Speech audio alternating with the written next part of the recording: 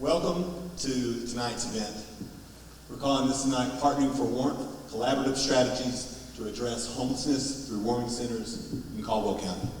And tonight we're going to have 4 panels where we're going to talk to and hear a lot of different perspectives on how warming centers in Caldwell County work, how they operate, and maybe some questions that a lot of you out there may have or think about or not think about when we're dealing with warming stations. Our first panel has to do with with Western Piedmont Council of Government. We've got the Restart and we've got the DSS. We're talking about what is the state of Caldwell County. What are we looking at in the world of Caldwell County and the homelessness that we're dealing with. So to introduce the panel, I'm going to start with Jason. We'll start with you.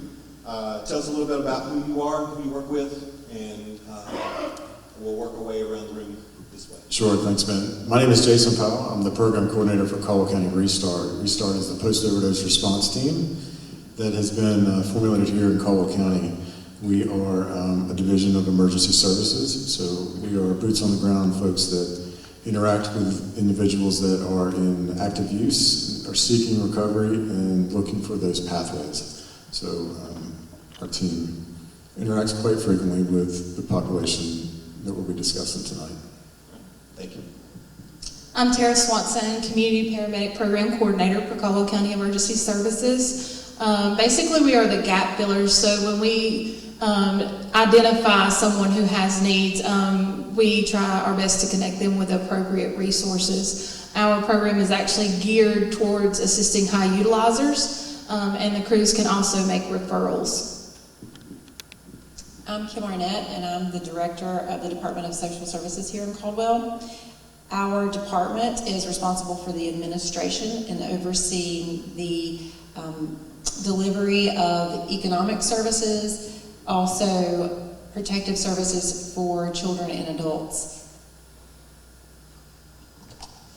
Hello, my name is James Anders. I am a homelessness response specialist with the Western Piedmont Council of Governments.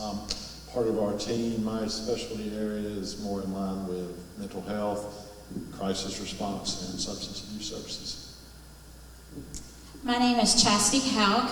I am the Homeless Response Manager for Western Piedmont Council of Governments. We have a team of 5 specialists that has lots of expert skills, along with I have 20 plus years of housing services. As James mentioned, the mental health crisis, he has several 10 plus years in that, and along with that, also housing experience. We have Shay Moore, who has the public health experiences. We have Mary Kendrick, who has a lot of the re-entry experience of those folks who are exiting out of prison or jail.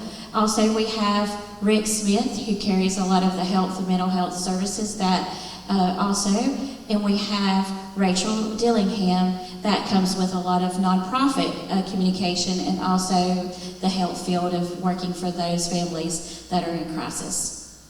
So as you can see, there's a lot of experts in the room and a lot of teams that are doing a lot of work. Kim, I'm going to do this first question for you. What are some misconceptions about homelessness, and how do you work to address these misconceptions in your outreach or educational efforts?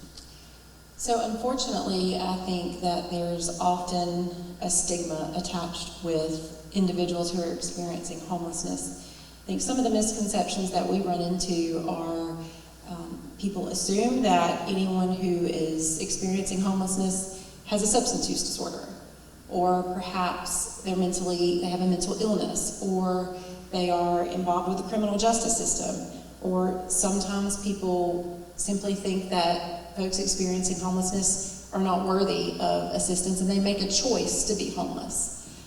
I think that we do education through some information sessions that we provide through DSS, some resource fairs, trying to get information out to the community and to folks who work within community agencies about what these individuals are truly experiencing. Yeah, good. Tara? So basically what I try to do is assist people with realizing how close we could be.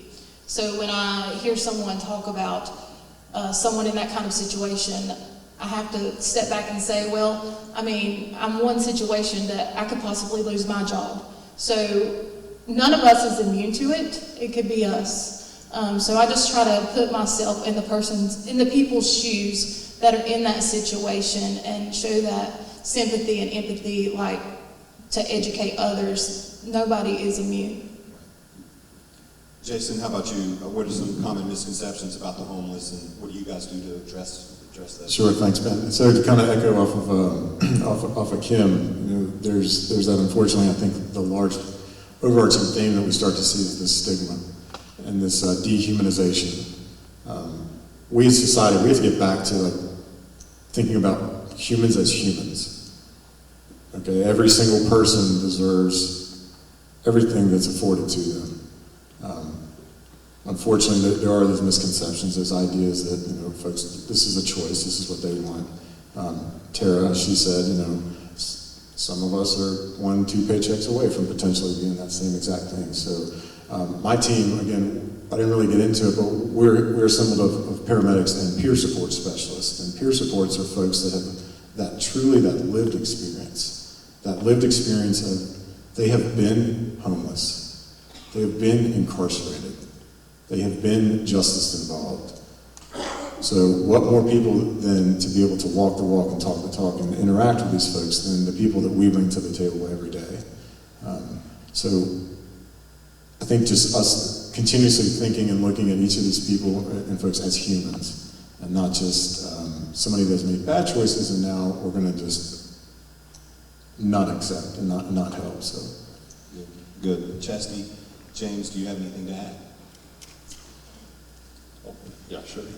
Yeah, when we first started our program, our goal was to try to take a look at the data, see what was out there, and actually put names and faces to it. Yeah, just make sure you talk to the mic. Sorry. Biggest thing we've discovered is there is a colossal diversity of needs. There are not one single case is the same. Some people do have mental health substance abuse issues. Some people are working families that just, due to some miscalculation, bad circumstances, you name it, they became homeless. And I think that's the big side of it for us that we've seen that, yeah, there is a huge diversity as far as what's going on out there. Chastity, the next question, I'll start with you. There's also a belief that many homeless individuals are homeless because they want to be that way. They're unmotivated. I think Kim sort of touched on this a little bit. How do you involve homeless individuals themselves in the planning and delivery of outreach and support services? And what benefits have you seen from this participatory approach? So I have found that you have homeless that really have just fallen into that space and trying to find what their goals are and getting them set on those goals and ensuring that they can get connections to them so that way they can be successful and if they are making those achievements. Jason, what about you? ask me one more time there, Ben. Oh, sorry. Homeless individuals are homeless because they want to be homeless, right? A lot of that, you hear that a lot. How do you involve homeless individuals themselves in planning and delivery of outreach and supportive services? Sure. So, you know, the core of what we do is based upon individuals making decisions. Poor decisions have been made potentially, for sure. But if we come along and are those folks that say, this is what you need to do right here, and pigeonhole them, and cookie cutter, and say, this is the only solution to this. I want to be a part of the decisions that are going to be made for my life. How about you guys? Right? So, unfortunately, you know, there comes a time where you're just not going to come in and fix it with this wave of this magic wand, or take this magic pill. There's going to be struggle, there's going to be strife, and I think that's something for, you know, folks out in the community to understand as well, that this is not instantaneous. This is not a fix that we're going to be able to go and swoop and keep these folks all, getting them sheltered, getting them the mental health that a lot of them need, and getting them the substance use disorder assistance that they need. Problematic and chaotic relationships with substances, people can put them in this place. Yeah, there. Kim? I just want to say, I think that we do not have enough opportunities for these individuals to talk about their situations and to educate us on what got them to where they are. I think that, and this is not an answer to your question, it's more of kind of food for thought. I think we need to establish or find ways to establish or create opportunities for these individuals to be able to communicate with the people, the authorities who are in charge of developing and approving these resources, so that they can have that first-hand knowledge of what these folks are experiencing. Yeah, that's right. Tara, do you have anything to add? As far as our program goes, we sit down with the person and then we make goals, a list of goals, short-term, long-term, and then we get their buy-in. If this is something that you could do short-term, let's mark one small goal off the list, and then you see motivation. It may take 10 times trying, but you just have to persevere. Yeah, we see that all the time. It's definitely a persistence thing. Sometimes it can be months, sometimes years. We're not going to get it right the first time every time. Yeah, that's right. Those of us in the field have to understand that, and that's part of our idea, is kind of help educate folks to say that they're not going to get it right. We aren't going to get it right. How many times have we all get our things right the first time? Yeah, I didn't. Right. Yeah, that's right. Jason, I'll direct this next question at you.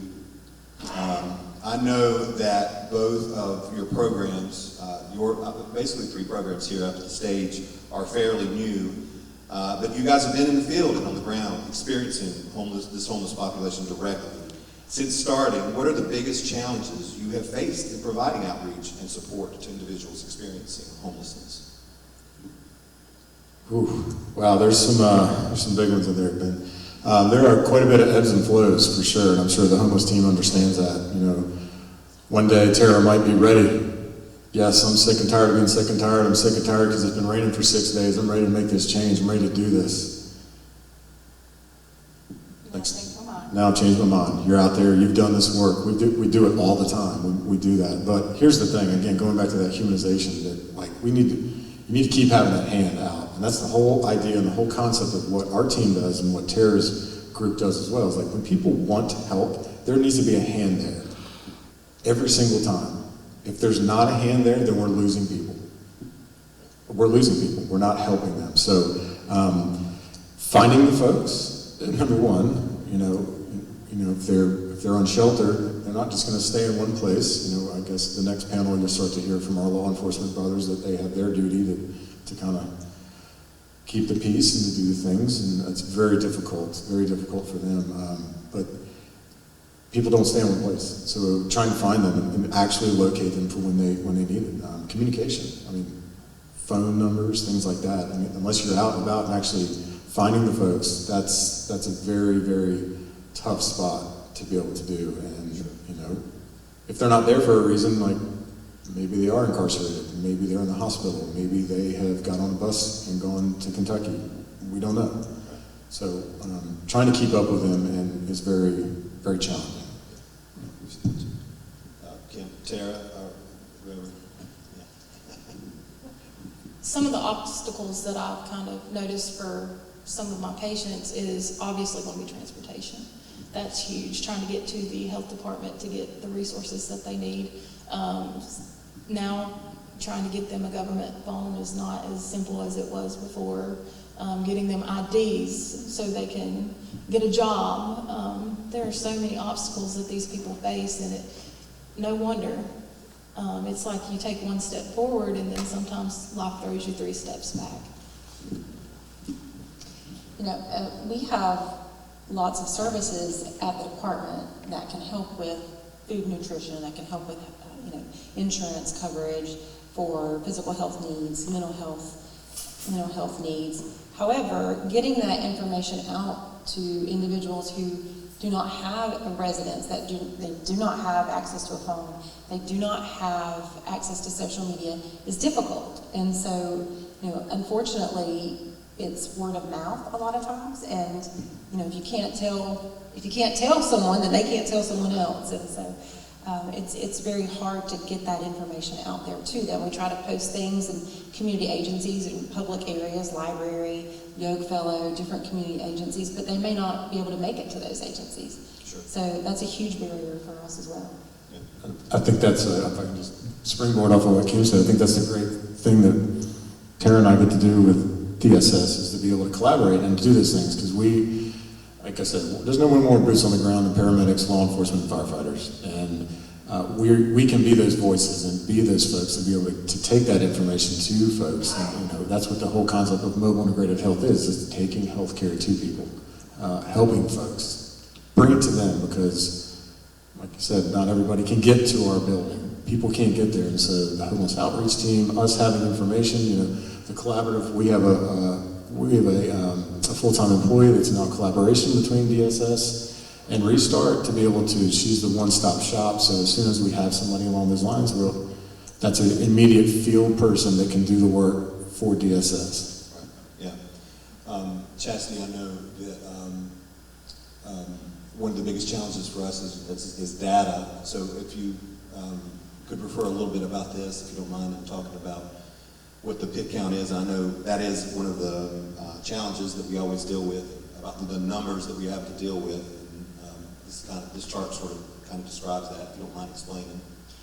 Yeah, we consist of doing a point-in-time count that is designed by HUD for us to gather data for those that are unsheltered and sheltered in our communities.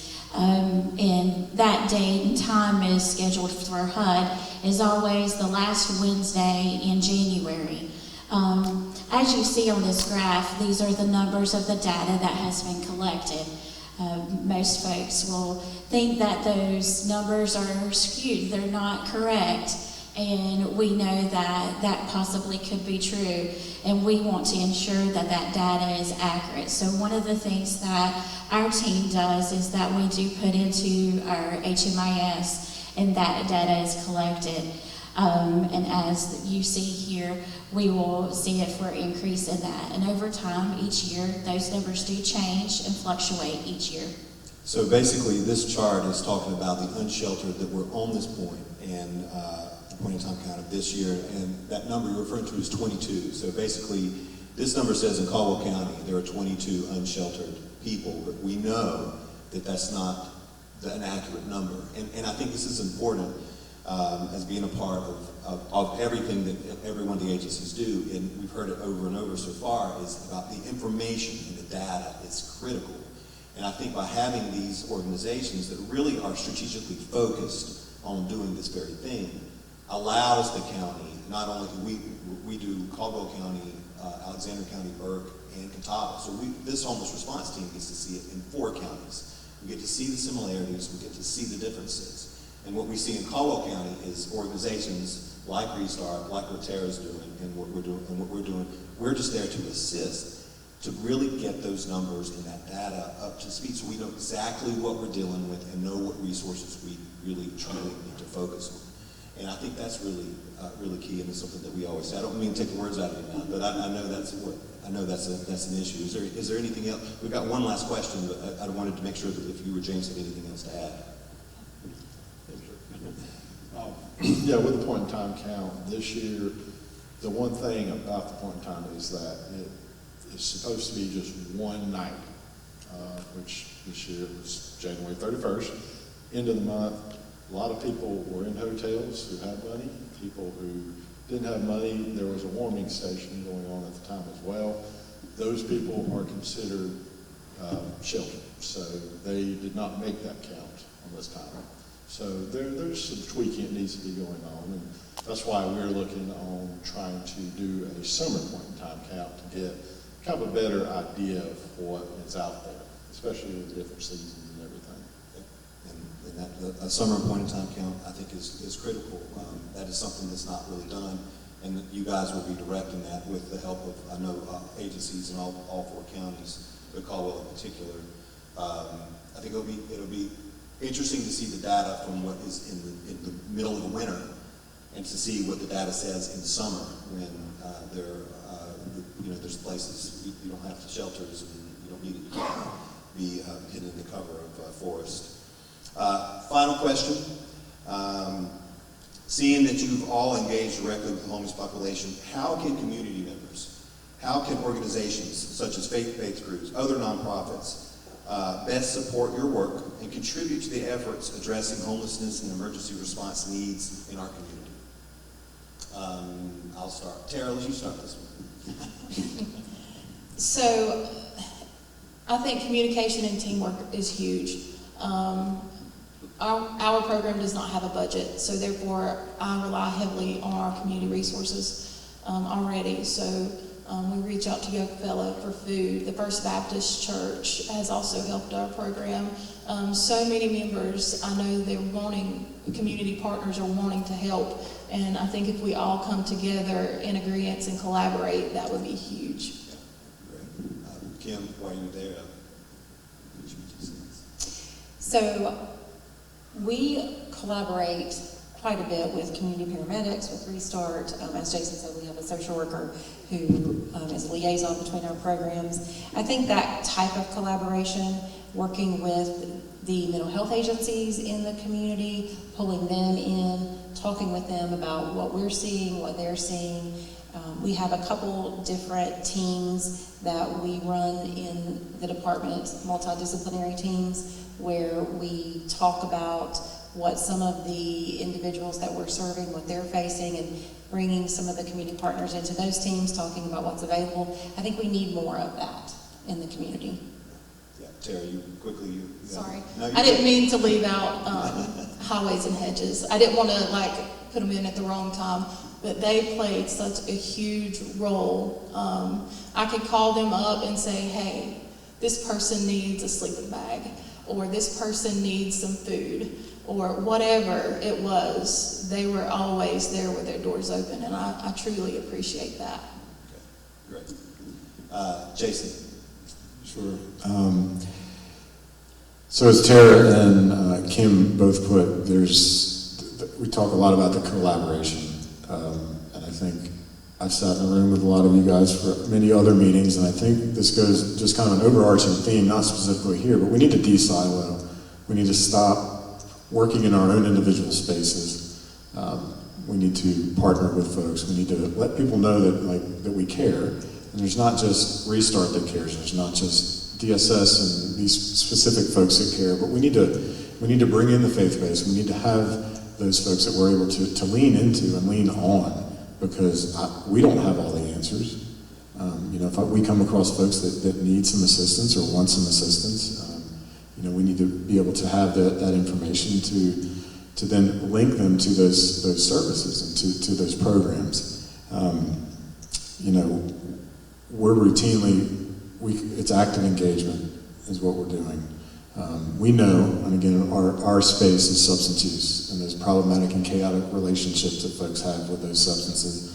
We know that's not always the case, that folks want help with that, but they want to eat, they want to drink, and they like to have something over their head.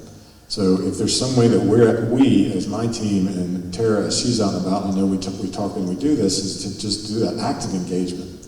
Stop on the corner and see somebody and talk to them. Ask them questions like a human being would. A lot of folks, when they come back and they actually reach back out to us, you're like, the last time that somebody's actually talked to me like a human and wanted and cared about what Chastity really happened to Chastity, that she's on the side of holding a sign? I will put a plug. There's a great song by Riley Green called Jesus Saves. If anybody wants to listen to that and just listen to the words, it's a fantastic song. It's exactly all about what we're talking about tonight. Chastity, James.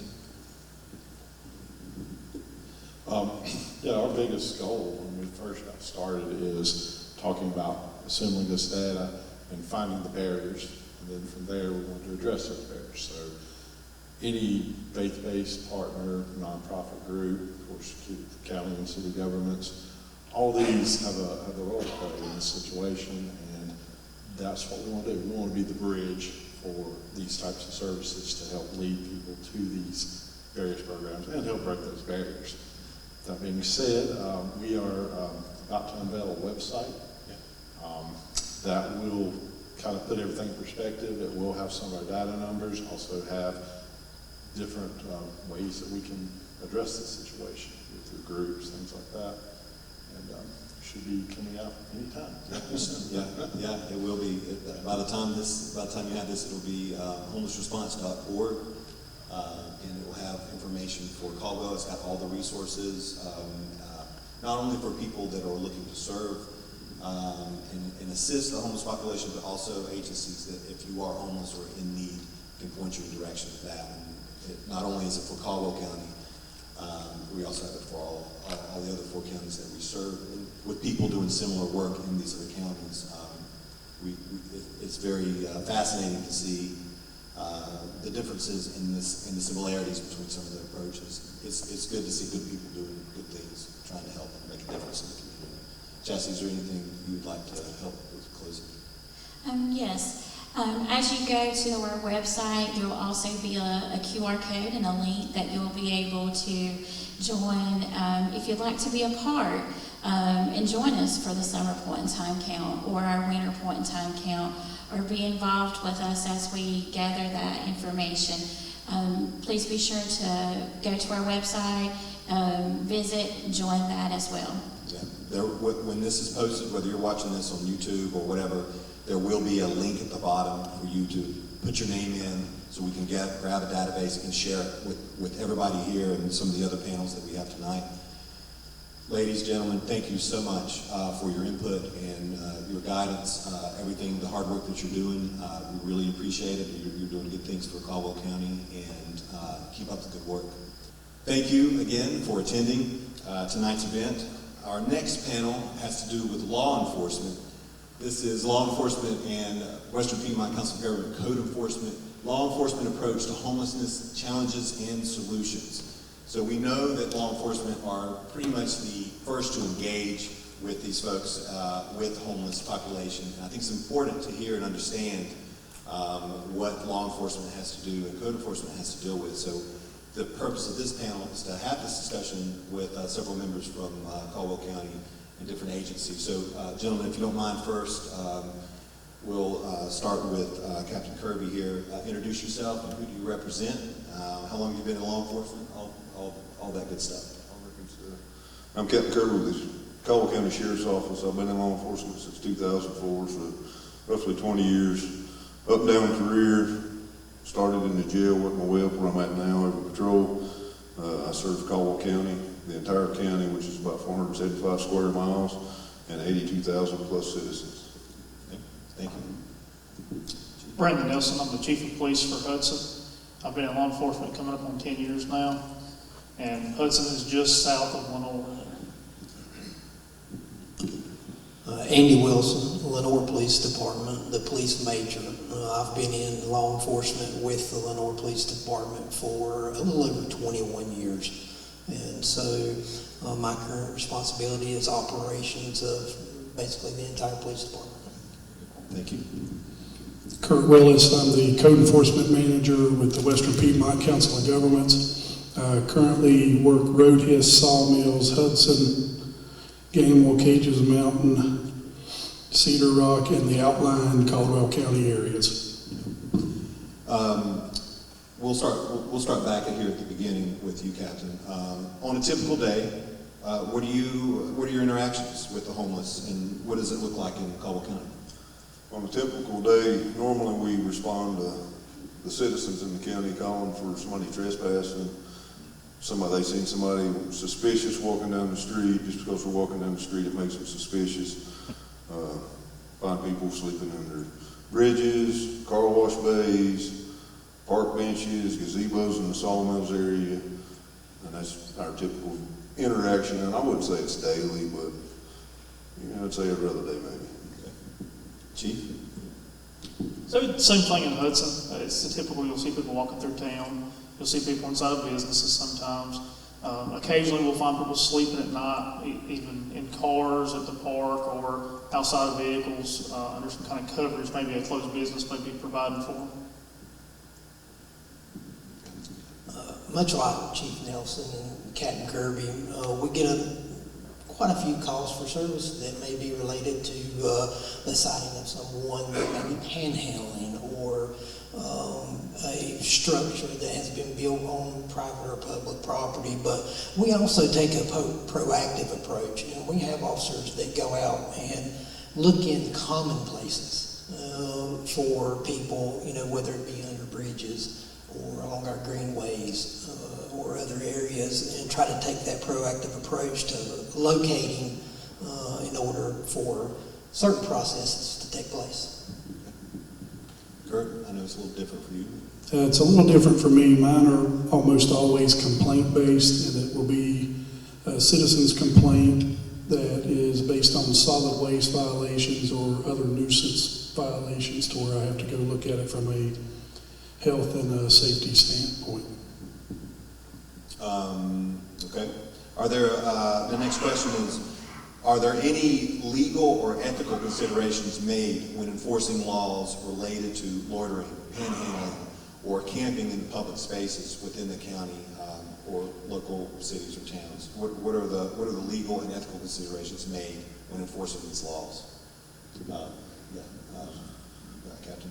Legal and ethical considerations that we take into effect is, we've arrested people in Caldwell County for panhandling, and what we see with panhandling, I think was the only one we've had at Caldwell County Sheriff's Office to date, was a guy dropped off from Cheryl's Ford in a brand new Beamer that somebody seen, and had a backpack full of cash, stacks of food where somebody was just left out, and all he was after was the cash.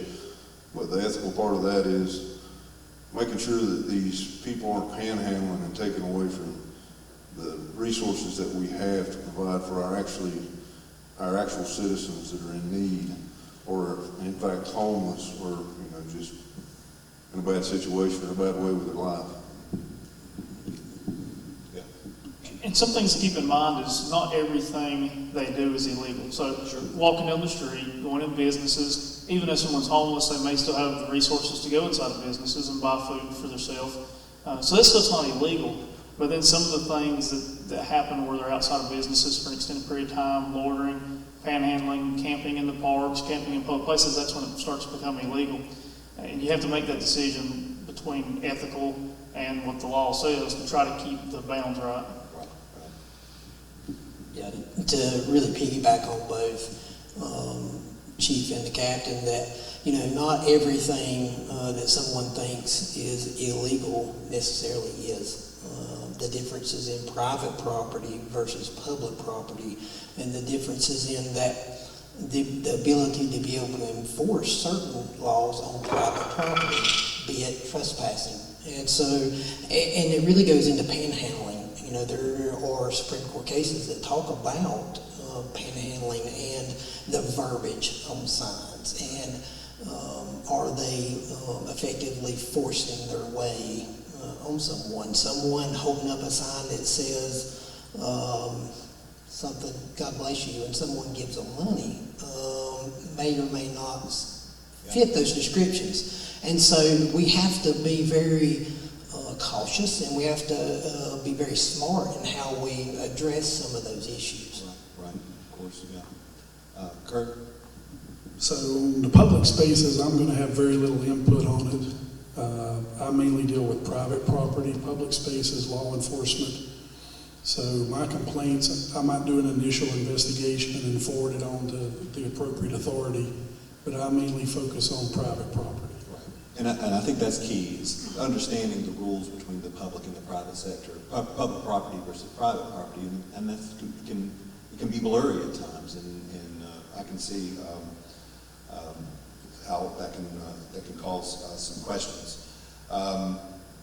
The next question, Kurt, I'm going to start with you on this one. I believe we have a slide. Knowing that there's no magic formula, how do law enforcement agencies effectively balance compassion and enforcement when addressing issues related to homelessness? So I try to approach it and treat everyone with respect, regardless of what their situation is. That's how I first do it. That I'm very open and honest with them. Like I said, I'm dealing on private property, and it's always on a complaint basis. So I'm firm with them, and I explain the process to them and how it's going to work, and I'm honest with them. The main thing to realize is that they may have everything they own with them, so I'm not there to throw them off the property. I'm going to deal directly with the property owner, but we have to, with that in mind, I'm going to go forward with my process to get compliance with the local ordinances. So the main thing I do is I want to treat them respectfully, treat them honestly, so they know and they're prepared for whatever's going to happen next. And I want to know that, you know, every time they're forced to relocate, it's like they're starting all over again if they don't get to carry their paperwork and everything else that's important to them with them. Because when you'll deal with a complaint like this is what you're walking into. You'll have to figure out how to deal with that. Major Wilson, what about you? I know no magic formula. How do you effectively balance compassion and enforcement when addressing these issues? So for us, it really begins with the culture of the agency and the leadership direction. We understand that no kids that we deal with in elementary schools or the middle schools or the high schools, none of those kids have dreams and aspirations of being homeless, right? And so through the culture of the agency and treating people with respect and compassion and understanding they're not necessarily there because that's what they aspire to be. I think it was talked about in panel 1 that there are people that are 1-2 house payments, car payments, whatever, one catastrophic event from possibly being in the same situation. And so I think we have to realize that. But in balance with upholding the law, when people, no matter if they're unsheltered or homeless or not, if they're victimizing our communities and victimizing our people, then that's when you have to enforce the law. We can't allow it, but there are things that come into play to where compassion and choice comes into play. Basically, arresting someone or trying to find another out that may be better suited. So the words understanding and respect, that's something we heard a lot in the last panel. It's something we've already heard a lot in this panel, and I'm sure we'll hear it a lot in the future panels. That's key, respect one another. Unfortunately, though, when law enforcement is called to a scene where there's illegal activity taking place, the caller's expecting law enforcement to do something about it. Our officers, we hardly ever charge someone on the first offense. It's always normally we warn them, and then, if they don't heed the warning, then that's the only, it's our outcome.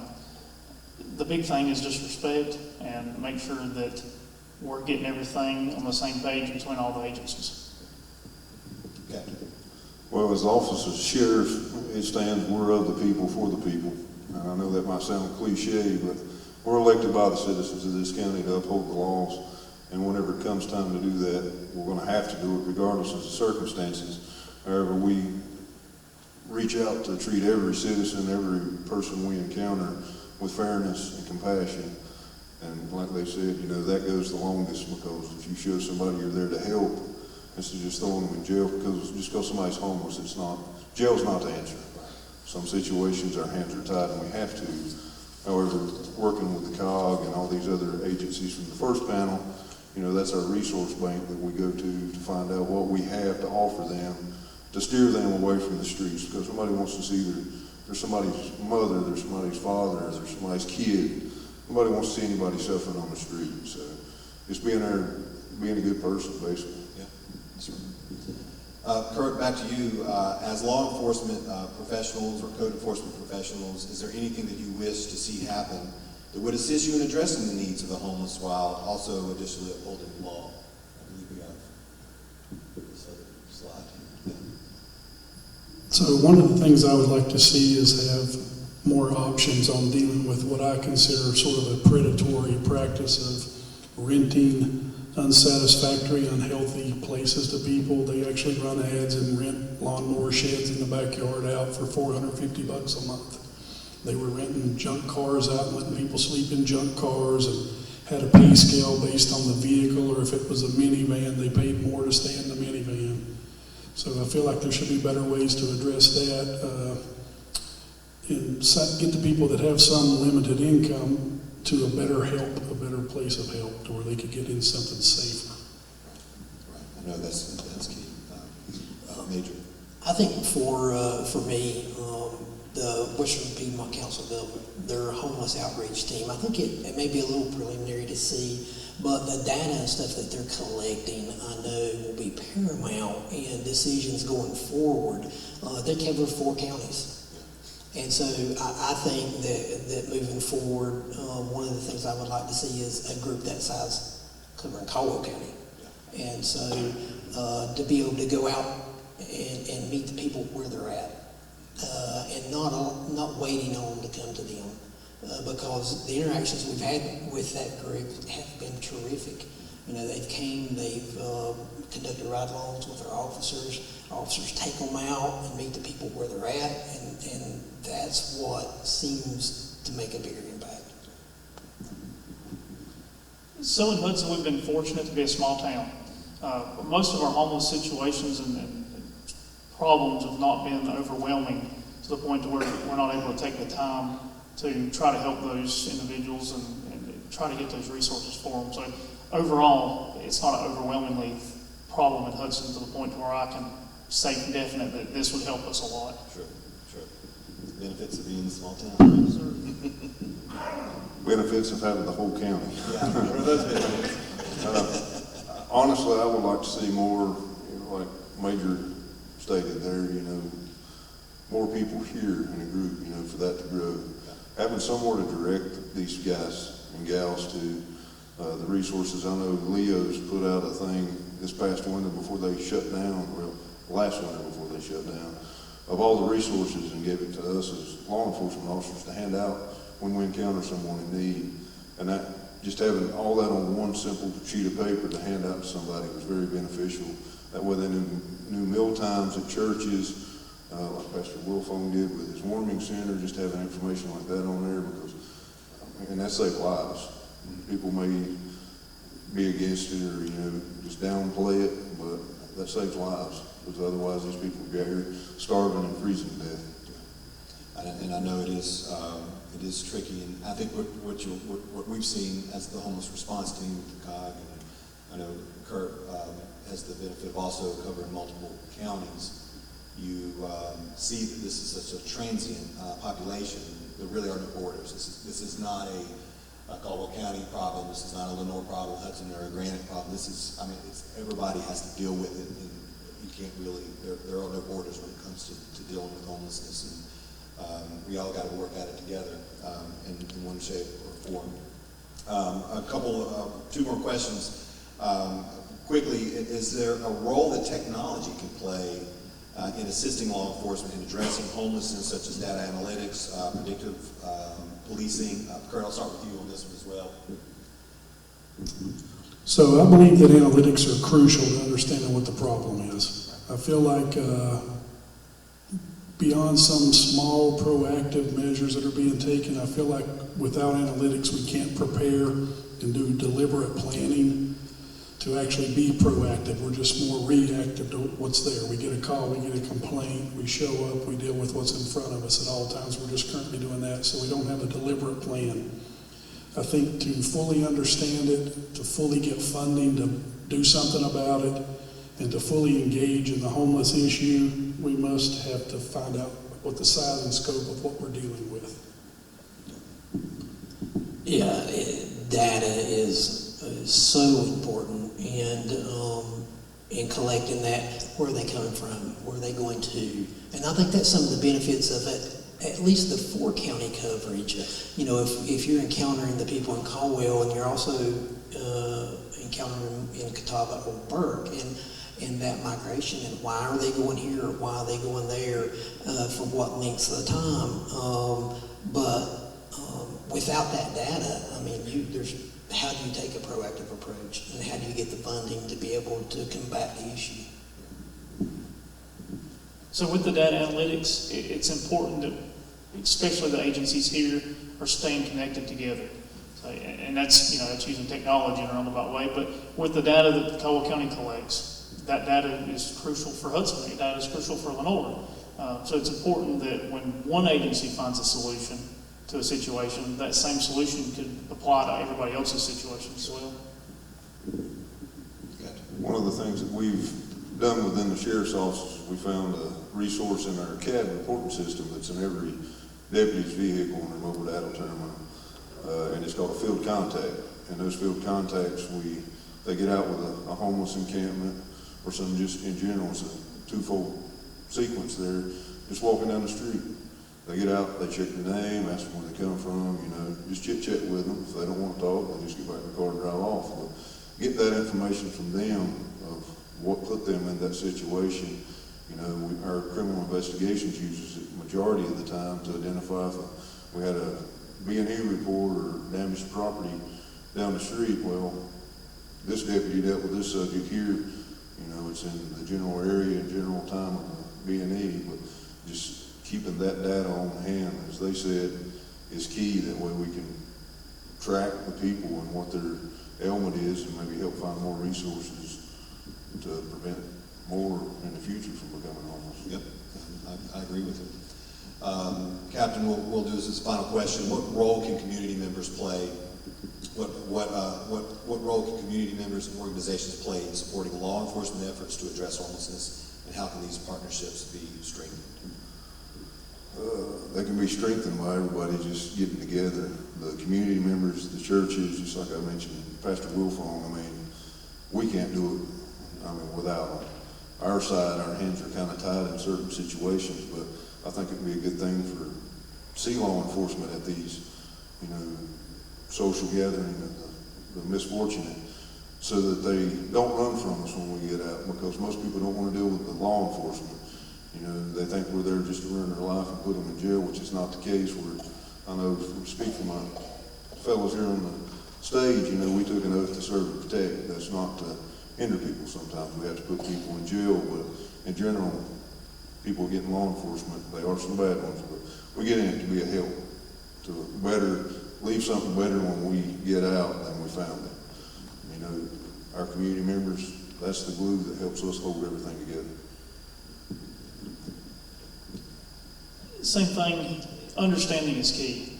If the community members can understand what we're trying to accomplish and what resources we actually have to try to accomplish these goals, they may can offer up more help to accomplish these goals, or maybe they understand why we can't do something when they think it's just very easy to do that. Understanding is key, and that's going to naturally grow those relationships.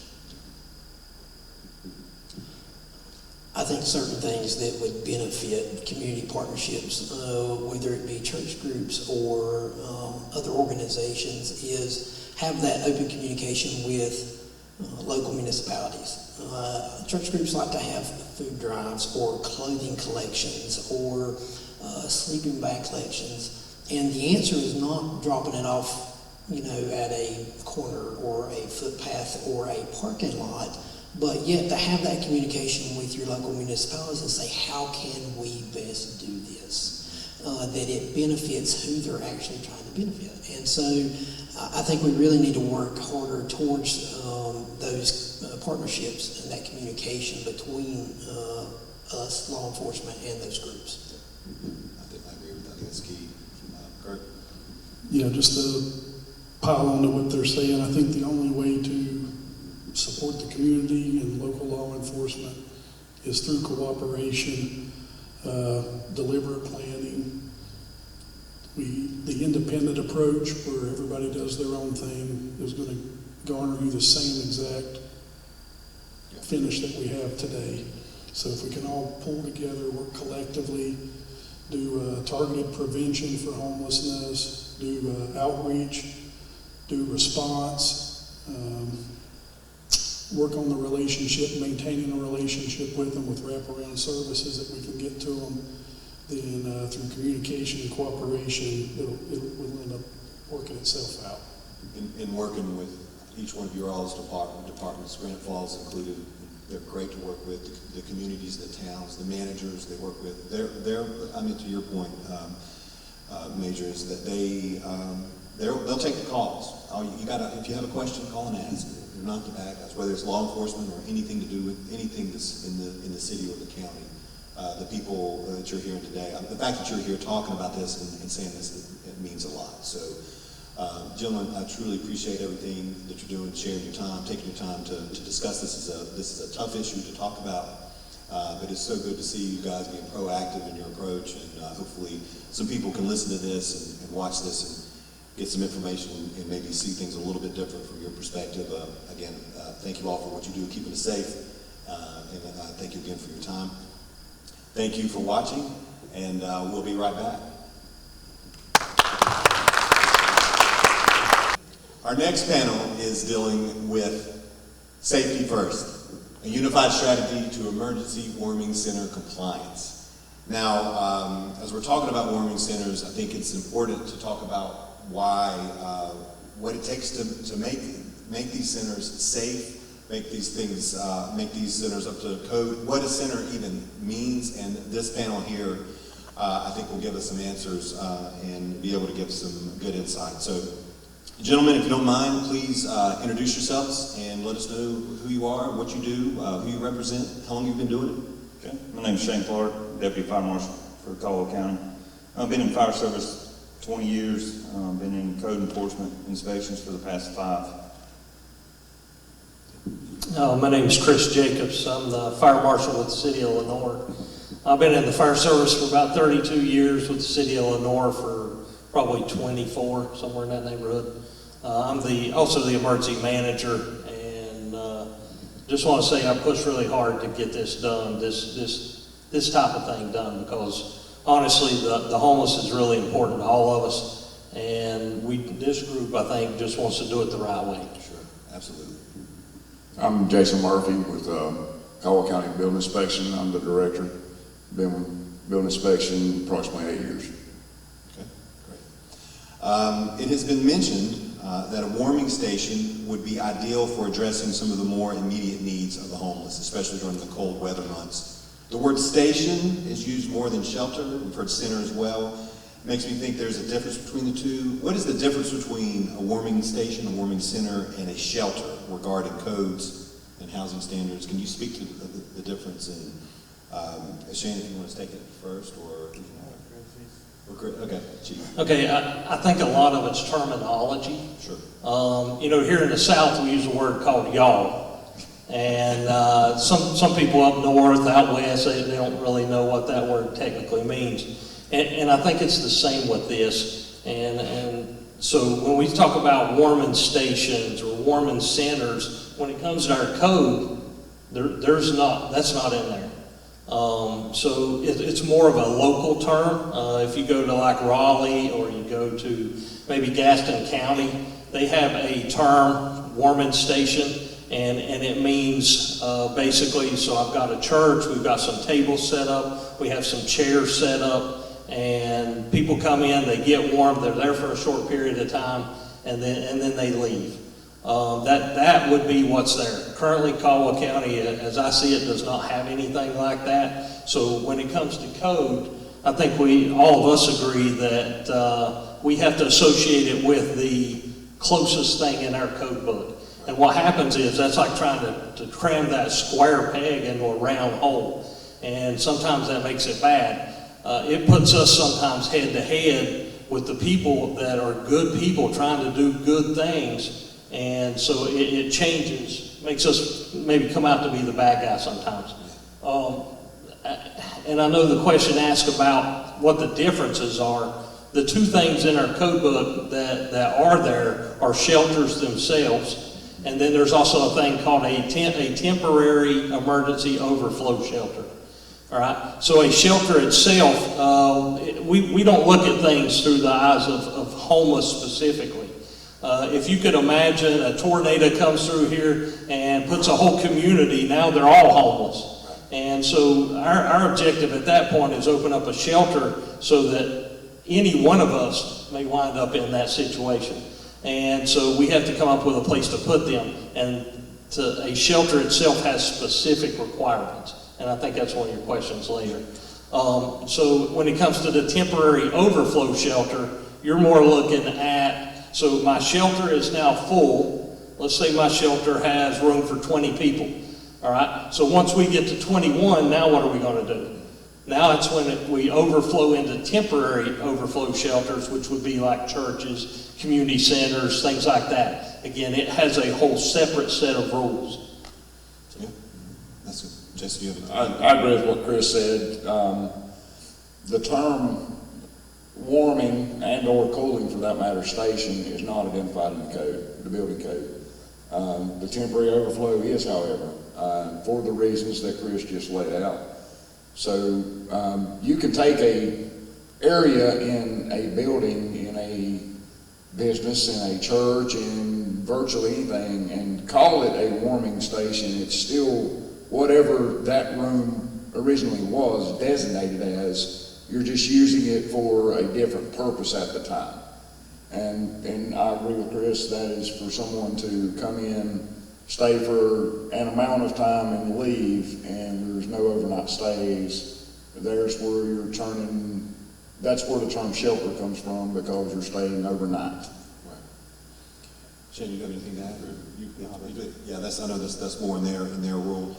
Jason, we'll stick with you. We'll stay with you. What are some specific fire safety regulations and building codes that need to be considered when setting up a shelter, or what specific codes? Well, that's a little more difficult to answer. Yeah, right. There's, again, shelters, and there's temporary overflow shelters. What I think what we're talking about is the temporary side of things. So yes, there's certain things that are required, what has to be there, and the occupant load, the space it's intended for. The biggest thing is how do you keep it warm? And portable heaters are prohibited. You have to have a mechanical system for whatever space you're designating to keep this place comfortable. Explain why. Why are portable heaters prohibited? For the hazard involved. You're introducing more of something into a space that was not intended for that, whether that be by electricity or a fuel fired appliance. You're increasing the hazard for creating a fire or for other hazards that's associated with that. The carbon monoxide is also just a huge thing. Well, if you do a fuel fired appliance, then is the space you got equipped with carbon monoxide detectors, which if not, you're absolutely not allowed, but the space heaters are not allowed in the temporary shelter. Right. Gotcha. Chief. So, and forgive me, I'll have to read some of this. So when it comes to shelters, when we look at a building, we basically assign it an occupancy, and most of the time Jason does that to set a standard. And basically what we're talking about in this case with shelters is a R1, which means it's residential, or R2, I'm sorry, R1. Yeah. So basically what we're talking about though is, so for a shelter we're looking at must have approved fire safety and evacuation plan with diagrams on the wall for them, and also a staff has to have instructions for emergencies. So if there's a fire there, they have to have something, since this is what you're supposed to do. There's a heart attack, we all know to call 911, but in that emergency, sometimes we get caught up in the moment. Some other things, they have to do fire drills and staff and training. They have to have a sprinkler system in place inside the building.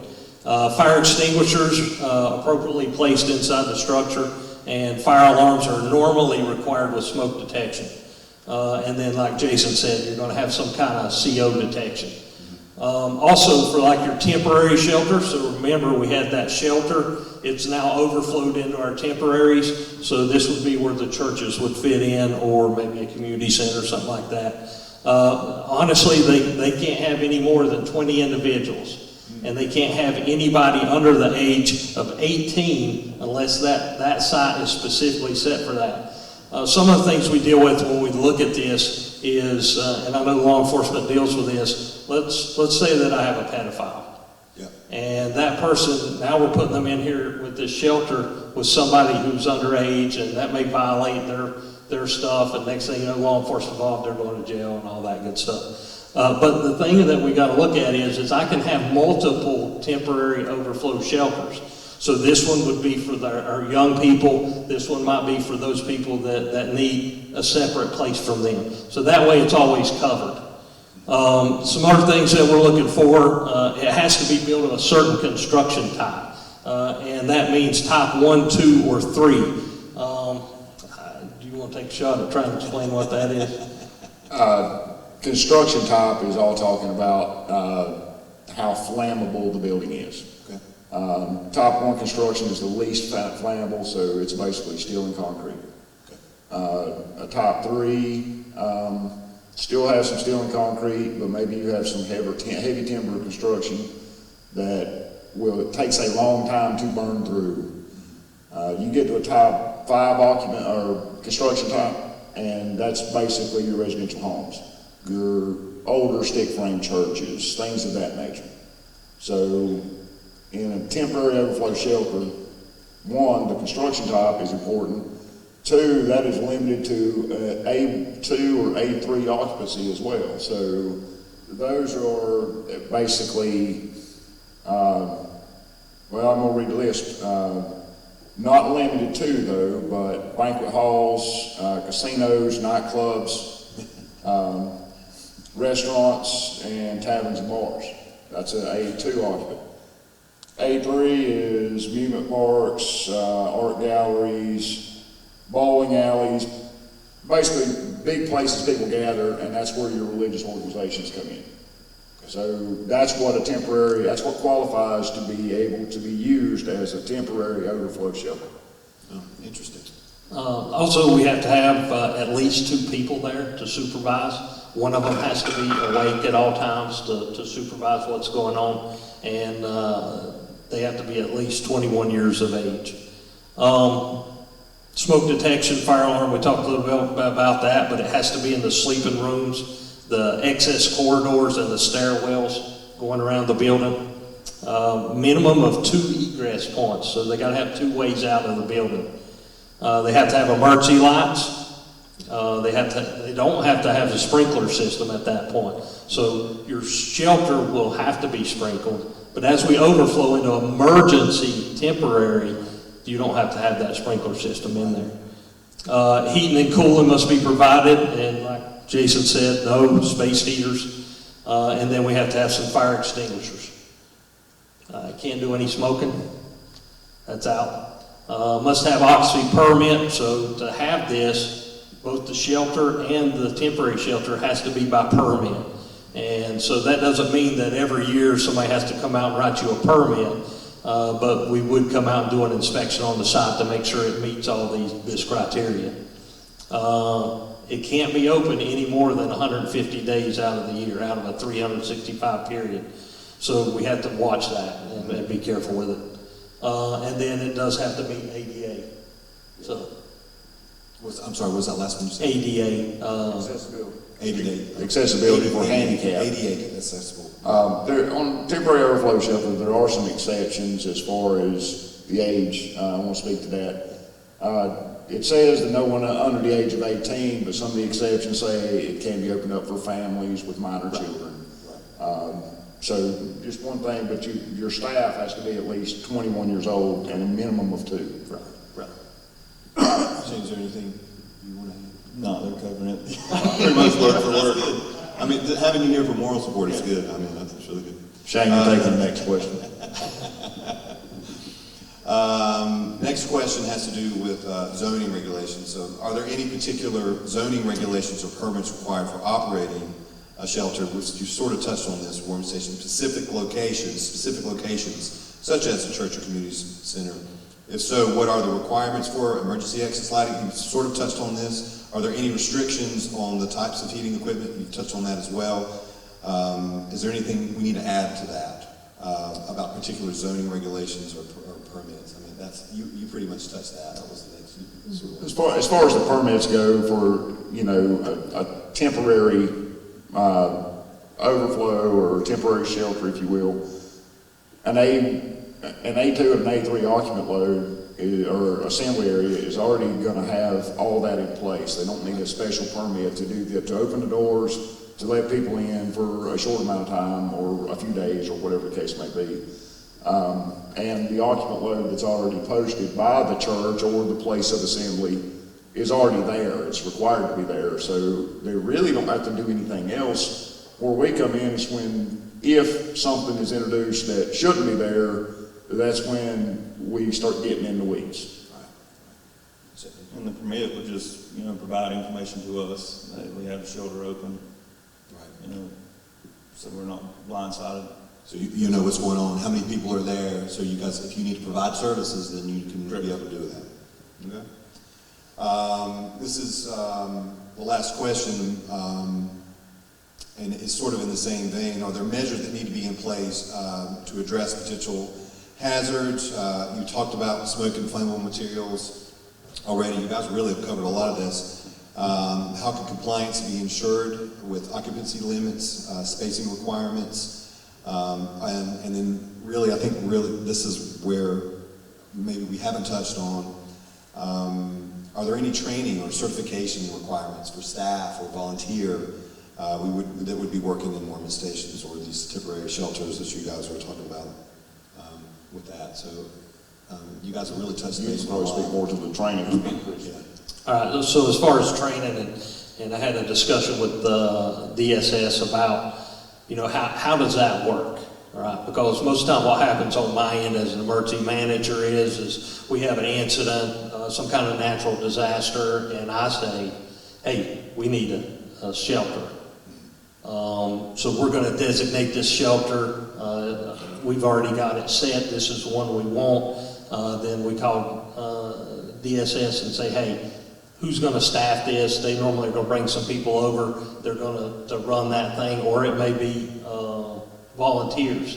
But either of those groups have to go through special training to run that facility. There's things that you want to do. There's things that you don't want to do. FEMA does provide information and training classes on that. As far as the responsibility at that site, it does go back to whoever's running that particular shelter, overflow, however it's going to be. That person that's running that literally is running that. So, you know, does the fire marshal's office or the building inspector just come knock on your door? It's possible. It's more possible if I get a complaint that says, hey, they're doing this over here, and it happens. You have to understand when somebody files a complaint, it's not just always they're trying to be bad. Maybe they think something's wrong. You know, I saw PD up here a minute ago talking about, you know, everything that people call in about is not necessarily illegal. We ran into that last year where, you know, we sort of had to take the best part of the situation and make it work. Okay? Because on my end and Jason's end, on Shane's end and their group, if I shut your shelter down, that means that I'm putting people out into the cold, and that person dies. I have to live with that. But people also have to understand that if you're running a shelter and you're doing something wrong and it still kills that person, I have to live with that too. So it's important to make sure that we are doing our very best to make sure that it's done correctly. Yeah, and I think it's important for everybody to know you're not out to get people. These rules are to save people and Exactly. to keep people safe. Because if there is a fire in one of these, the emergency service people are going to have to go in there. And if you're putting the fire department at risk, you're putting the police and any of the paramedics that need to be, or EMS services. Ultimately, this is about, you know, saving lives. And I know it's tricky because the people that are going into these centers, they're also, so you're always kind of caught in a tough spot to be in what you guys do. We're not here to make it hard on anybody or try to make it difficult so we don't have to deal with you. Yeah. We're, just like you said, we're all about safety. We want to keep people safe. Yeah, and I think ultimately that's what it's all about. Shane, is there anything you'd like to Yeah, just the biggest thing would be, you know, communicate with us. reach out to us. Yeah. Like they've said, we're not, coming to shut you down. We're more than happy probably jump in and help. But, you have to communicate. I mean, I think that this is the third panel for the night. I think all three panels are saying, hey, call us, reach out, tell us what you're doing, ask us questions. If you want to do this and want to do it right, we're here to help you and guide you along the way. So I think you guys are no different. Absolutely. In that space. Gentlemen, thank you again for giving the time and your insight. This is important. I think a lot of people don't think about what it's like to be in your shoes, and I think they need to understand what it is that you guys are looking for if this is something that they want to get into or to try to understand and be a part of. So again, I appreciate each and every one of your opinion. Thank you for watching, and we'll be right back. All right, welcome back to panel 4. Panel 4 is, we've got guests from Highways to Hedges. Title of this panel is Blessings Earned and Lessons Learned, Insight from the Local Church on Warming Center Operations. So we've got Highways to Hedges with us. Thank you all for being here. Pastor, I would love for you to start, if you don't mind, introducing yourself, and ladies, introduce yourselves as well, and so we can get to know who you are, who you represent, and just tell us a little bit about who you are. I'm Pastor James Wilfong. I'm the pastor of Highways to Hedges. We've been there for like 5 years, and just enjoying working for the Lord. My name is Danielle Allen. I am the mental health director for the H2H mental health services at Highways to Hedges. And also, in my day job, I'm a licensed clinical mental health counselor. My name is LaKenya Jones, and I am the youth director of Highways to Hedges. I'm Anita Wilfong. I'm the first lady of Highways to Hedges, the wife of Reverend James Wilfong. And I lead the leadership and the finance team at Highways to Hedges. Okay, great.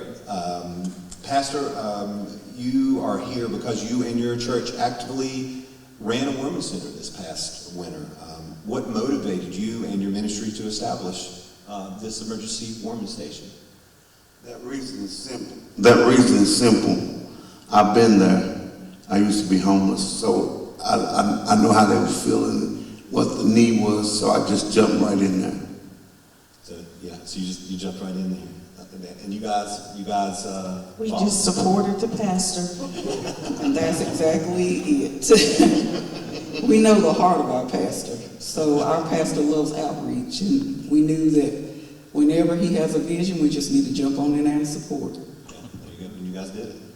I know that when you opened the center, there were some challenges. So what were some of the biggest challenges or obstacles you guys faced when you operated this warming station? Can you discuss some specific instances that were tough to deal with when you guys do this thing? I know I can start with you if you want, or Pastor.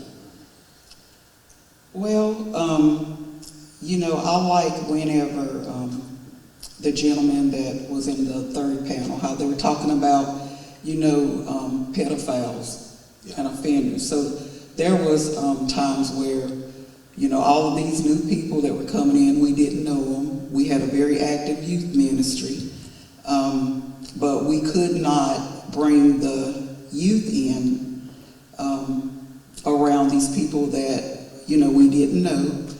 And one of the things that we had to do is to try to do a public sex offender, we would check them on the sex offender registry. We did that so that we could be safe, and we wanted to make sure that we weren't putting our children or our members in harm's way. That could be challenging at times because some people didn't have they didn't have IDs, and so there was some that there was no way for us to actually check their IDs. So, that is a safety concern. Now, as far as individual situations, I'm going to hand that over to Sister LaKenya because you can tell about some things, and Lynn, I don't want to hold the mic. Sure. Go ahead, continue. Okay, some of the challenges were just basically meeting their needs, because of course we were trying to develop a relationship, so oftentimes they weren't forthcoming with their true history or where they truly were at that particular time. So it took a lot of us investing our time in the individuals to get to know them and figure out the best way that we could serve them. And that also involved other agencies and support to make sure that their needs were met, from the mental health to the motor vehicle. I took people there to get IDs or driver's license, and it was at no cost. So it was a lot of other people that were involved helping us to make sure that we could meet the needs, and that was the most challenging part. And then of course we weren't equipped to be a warming station, so just having the ability to meet the basic physical needs was a challenge.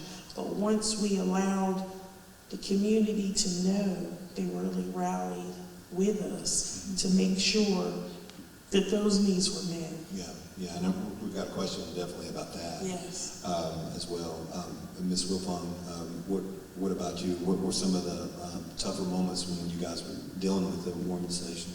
I think it was just the simple fact that we did not know how to run a warming station. The pastor said we are a warming station, and we just fell in.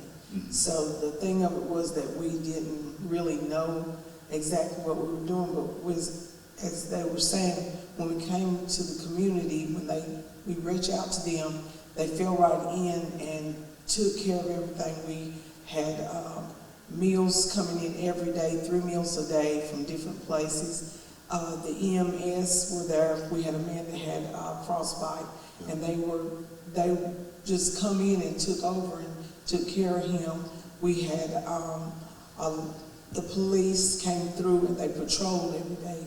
So that was a blessing to us, just to think the little things that mattered.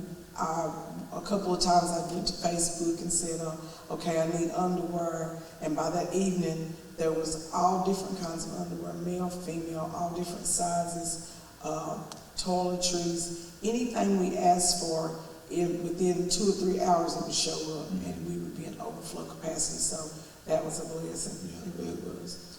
Yeah, Pastor, and were there any negatives that you want to? And we'll definitely get to the positives. The only negative thing that really set me off was they was doing dope in the bathroom, in the men's bathroom, and one guy OD.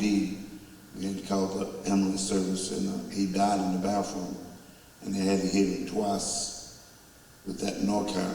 Narcan. Yeah, and that, I done it from my heart, but that right there, I just didn't see it. I mean, it just tore me all to pieces, because he could have died in the bathroom. And I told the young man, I said, I'm trying to help you, and you ought to be trying to help yourself, and you shouldn't have done it. He apologized to me, but that's the only thing I didn't like, that coming out high. Yeah, right.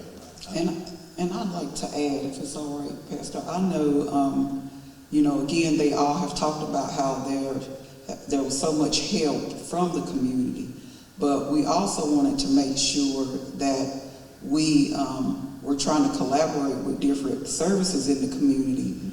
And, so we had like an intake packet.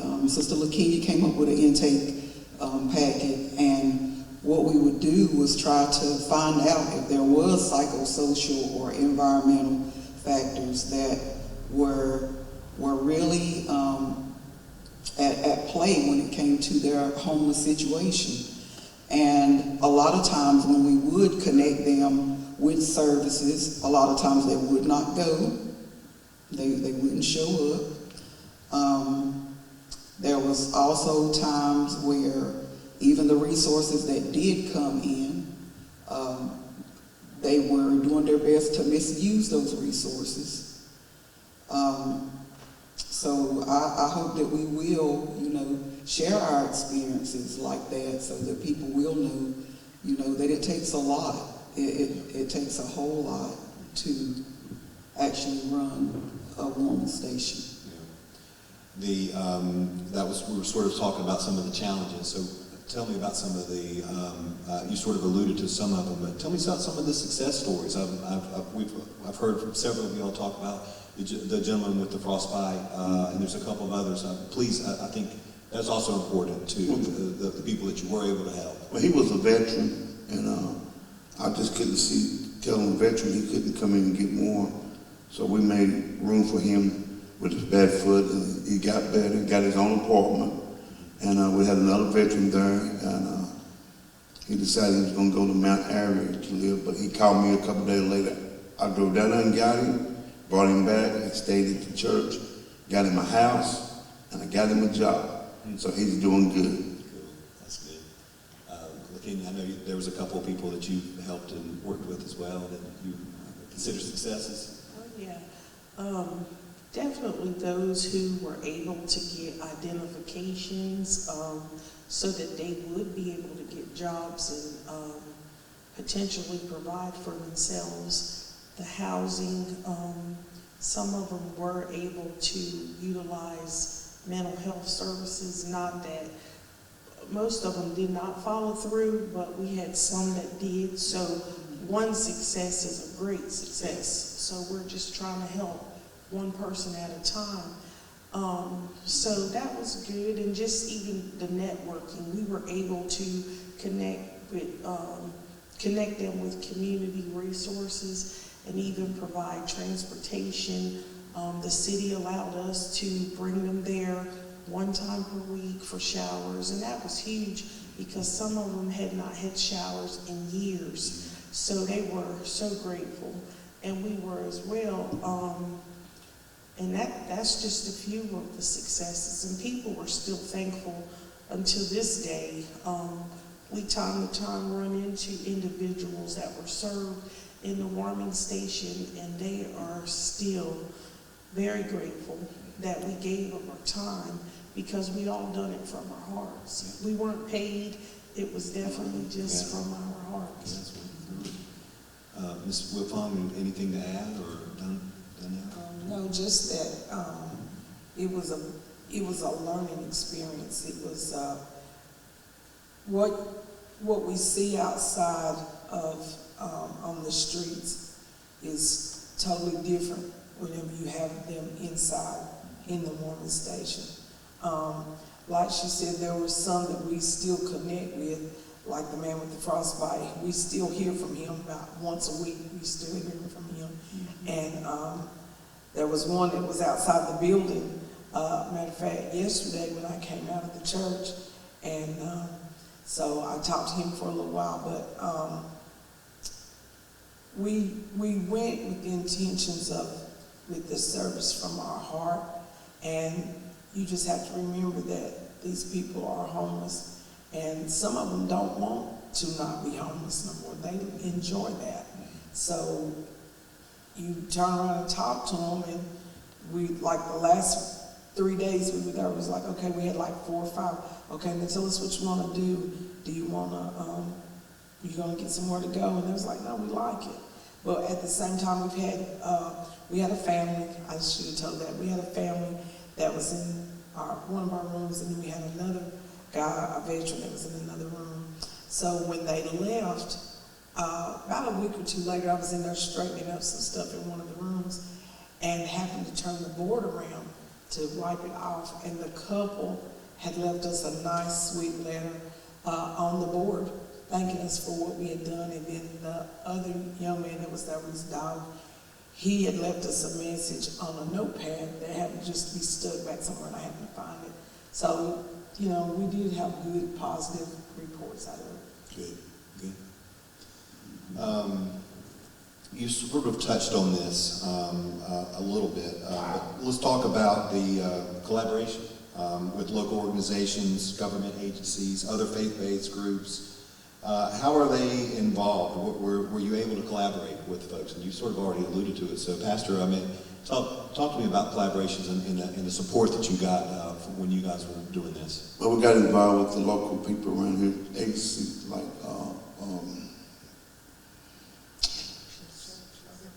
other churches, I'm thinking of the name, the local business,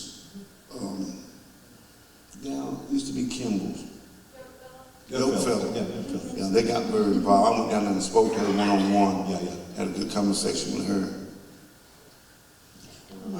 The community leaders, I'm sorry, a lot of the other community leaders, they supported our cause. Now I will say this, a lot of the people were willing to come in and donate their time, their money, and their talent. But no one else picked up the charge of just actually facilitating, some form of shelter for them, in which that's the goal here, to just find something, for the community. So it would be nice if there could be a collaboration throughout the county to figure out, something for them, because as we talked, winter's coming again. Winter's coming. And they'll, we need to have a plan. Yep. And, everybody needs to realize what it really entails. Because as she said, you don't really see the full picture just dropping in or just hearing, but actually living there and being with them day to day, you see a whole different. So, it's wise for people to get into this, make an informed decision, finding out what it really entails so that all of your good doesn't turn bad. I think that's really a good point. And it is sort of, somebody was asking the other day, like, why are you doing a warming station thing? It's 105 degrees outside. And I was like, well, we're talking about, we know winter's coming, right? And so if we get everybody together and talk about what it takes, and then talking to folks like yourselves who did it, and like, man, this was tough, and we learned this, and don't do that, and if we did that, then do this, and that sort of thing, is to have these conversations now, so we can be proactive rather than reactive. And I think having these conversations with all the panelists that we've had today, I think that is the point, is to start to hit exactly what you just said, Kenny. I think that's, you're absolutely right. To make sure we're all on the same page, figure out. Because I don't think, tonight, I'm getting on a little soapbox here, everybody in the room, and it has been up here, cares. Their heart's in the right place. They're just trying to do the right way. And it's hard, I think, sometimes for everybody to understand that, on how to do it the right way, right? You just want to go and do it. I'm just going to open my doors and make this happen. And you guys can talk firsthand. That's really difficult to do, because you really don't think your first intent is a good one. But then you go and it becomes a lot bigger. And you're like, oh gosh, what are we going to do? You got to do that. So I really commend you guys for giving it, for doing what you did this past winter. But yeah, Pastor Sue, please continue the collaboration or anything else. I'll just say about the fire marshal. They was up here. Yes, sir. And I met both of them because somebody called them on me. We were talking about them heaters and all that, but the first thing they said was, we're not here to shut you down. We want to see what we can do, but we got a complaint. We had to follow the complaint, but they allowed me to let them stay in the rooms, in the classroom. They couldn't stay in the open building like this. Yeah, right. But I just thank the fire marshal and that team for allowing us to do it. Yeah, well, it's good. Let's see. We talked about the collaboration. This is the final question. Final words of wisdom. If another church or another nonprofit came and you, reached out to you, and they said, Pastor, they said, LaKenya, they say, Miss Wilfong, Donnell, we're going to do a warming station. What would be the words of wisdom? You better know what you're doing. You better know what you're doing. Yeah. Yes, and that's really true. I like what LaKenya was saying earlier. For the church, we want to make sure that our good is not evil spoken of. Right. And most people everyone that's being part of these panels, we have a heart for people, or you wouldn't be doing the job that you're doing if it weren't in your heart to serve others. But we do have to make sure that we do know the rules so that we can comply by the rules. We also need to make sure that we're very open and transparent about the challenges. You know, a lot of times, you know, you'll have a heart to serve the masses, but you may only have 10 volunteers. Yeah. And so we have to really take into consideration all that it entails so that we have the right people in place. Everybody was talking about collaboration. It's good that all of these organizations have all of these resources that the people could tap into. But when there's no structure for how they're going to tap into those resources, that right there can make some people that need help, they feel like that they are just, you know, going in a rabbit hole. You know, they need to be able to know, okay, my first step is to go here, and then you can connect me with the next person, and then you get connected with the next service. And I believe that those kind of things need to be in place, because you have a lot of people that would show up with good intentions, but without any structure. You know, a lot of that hard work will just really go out the window. Yeah, that's good.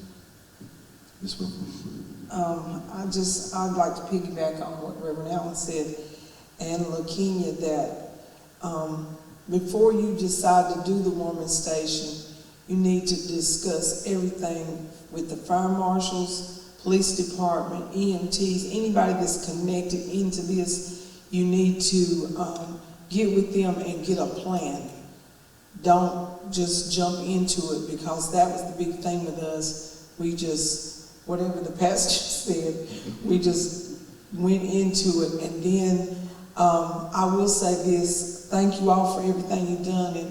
And I was one of those people that, and I'm just going to keep it real because that's what I do. I would see the fire marshal come in, I got mad. And I was like, somebody said something, and here they are walking around up in here. And we had people in there that we had no idea who they were. They came in to help, but they were really doing other things. So make sure that the people that you have coming in that's going to volunteer for you, that you know of them. You know what they are, their church, how it runs. Just don't let anybody walk in and start working with your warming station, because we had people coming in sidetracking everything LaKenya was trying to do, getting places for these people to live, and they were walking in with their own agendas, trying to get their monies and their cards and everything else. So you have to be aware of that, and when you take on this task, you have to have some hard skin behind it, because we got called out of our names and everything else that happened in there. So just make sure that you get with the right people and set your plan. The Habakkuk says, write it and make it plain. Write the vision, make it plain. So if you don't have no vision and you can't make it plain, then you're going to have a mess. That's right. Pastor, we'll end it with you. What will be your words of wisdom, words of advice? It's just my heart is just like a sponge. If I see somebody hurting, I know I got to quit it. I want to help them. I just can't help it. It's just in me. Because I come from a broken home, and I know I know the pain. I'm gonna give it. If somebody come to me and said, we're gonna start a shelter home, what do I sign up? I know they don't want to hear that, but what do I sign up? I just got a heart for it, and I just love people. We know you do, Pastor. You're a good man, and you're surrounded by some good women, and I can't thank you guys enough for doing what you're doing, and I really appreciate you being a part of this community. And I would like again to thank you guys and to thank all the panelists tonight.